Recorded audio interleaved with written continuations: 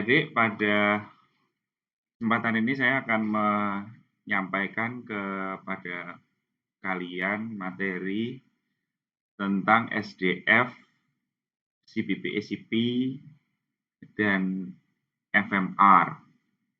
Dari 3 singkatan itu, kalian sudah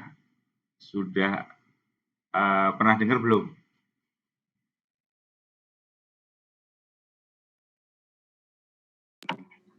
Sudah, Dok. Ada yang sudah. Semuanya? Yang CPP sama ACP aja, Dok. Oh, yang Tapi CPP sama ACP. SDF sama FMR sudah pernah dengar? Belum pernah dengar? Ada yang sudah pernah dengar maksud saya? Pernah dengar SDF, Dok? SDF, apa SDF? Silver diamond fluoride, bukan ya, Dok? Iya, betul. Siapa itu tadi yang jawab? Saya nggak ininya ya. Saya, Dok. Ya. Kalau FMR, ada yang udah pernah dengar?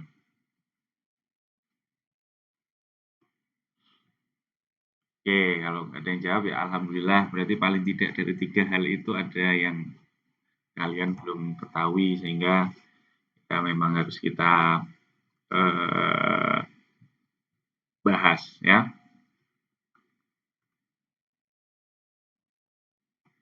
Nah ini, jadi kita hanya akan membicarakan 3 hal, SDF, CPP-ACP, sama berkumur fluoride atau FMR atau fluoride mouth rinse. Ya.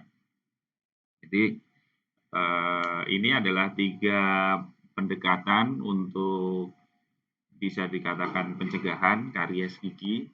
Sesungguhnya adik-adik materi kuliahnya itu fluor dulu sesungguhnya ya. Minggu ini tuh mestinya fluor karena dasarnya semua pencegahan karies itu yang terutama adalah fluor, tapi karena kita waktu untuk praktikumnya kurang ya, supaya minggu ini kita bisa mulai praktikum, maka kuliah ini saya tukar di minggu ini gitu. Jadi mestinya tadinya rencana saya fluor dulu baru masuk ke sini biar sequencingnya bagus, tapi ya itu tadi. Tapi ya enggak apa-apa. Jadi minggu depan materi kuliahnya tentang fluor ya. Jadi supaya praktikumnya nyambung ya. Oke. Yang pertama, sebelum kita masuk ke masing-masing pendekatan tadi, ya ini hanya review tentang strategi untuk pencegahan di dalam dental caries atau karies. Itu kan sesuai dengan level of prevention yang sudah kemarin dipelajari. Nah, mungkin di tabel ini ada sedikit perbedaan antara primary, secondary, dan tertiary-nya, di mana disability limitation dan rehabilitation masuk dalam tertiary. Tapi tidak apa-apa, tahun 65 memang ada pergeseran bahwa di tertiary hanya rehabilitation, sedangkan di disability limitation itu masuk ke secondary.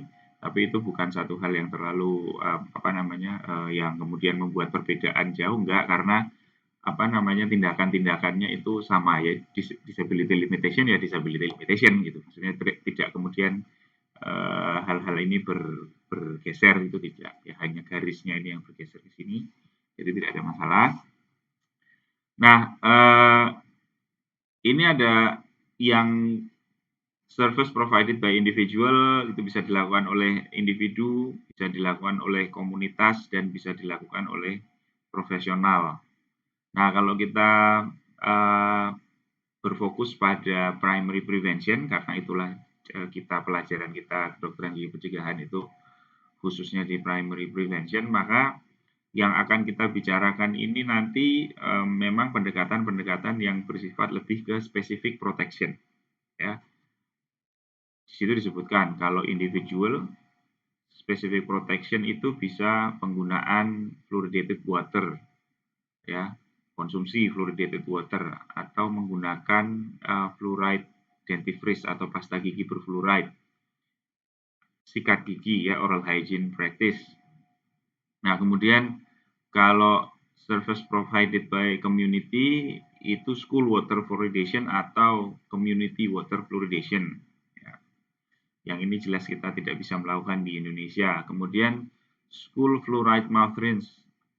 Nah, ini school fluoride mouth rinse FMR ya, atau fluoride tablet atau silan program. Ya, nah, ini kalau kita berbasis komunitas seperti ini, apakah ada yang sudah kita lakukan di Indonesia? Pendekatan-pendekatan itu ya, community dan school water fluoridation itu jelas hampir nggak mungkin. Kemudian fluoride mouth rinse jelas belum pernah dicoba. Tablet juga tidak lazim digunakan. Sealant nggak punya uangnya. Ya, jadi kalau sealant ini harus untuk community, maka ini menjadi kewajiban dari, taruhlah kita yang berhubungan dengan masyarakat adalah puskesmas ya.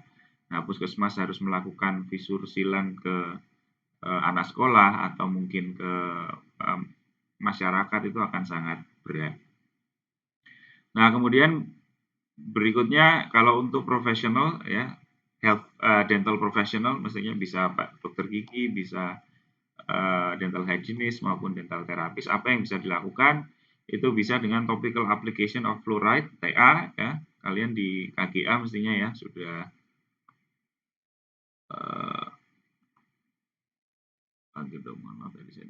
ya, oke.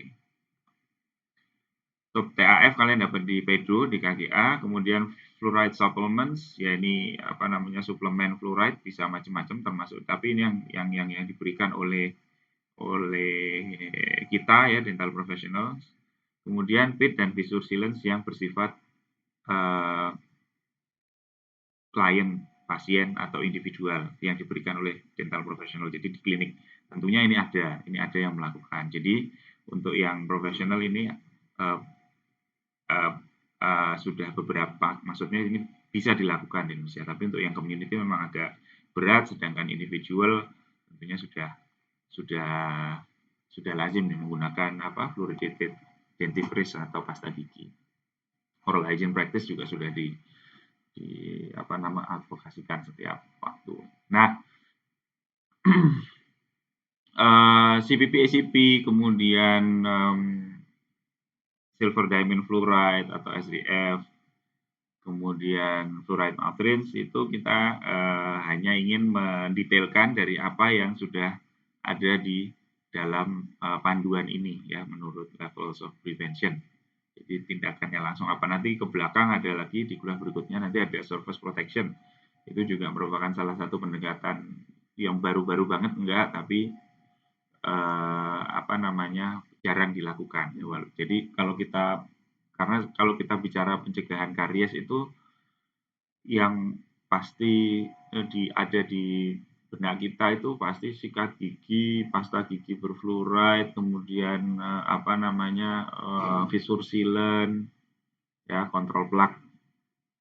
Jadi hal-hal yang sifatnya itu sudah sangat terpola seperti itu, padahal sebetulnya ada berbagai pendekatan lain yang kita juga mestinya mengetahui dan kalau bisa menerapkan. Nah, ini yang pertama yang akan kita bahas itu adalah SDF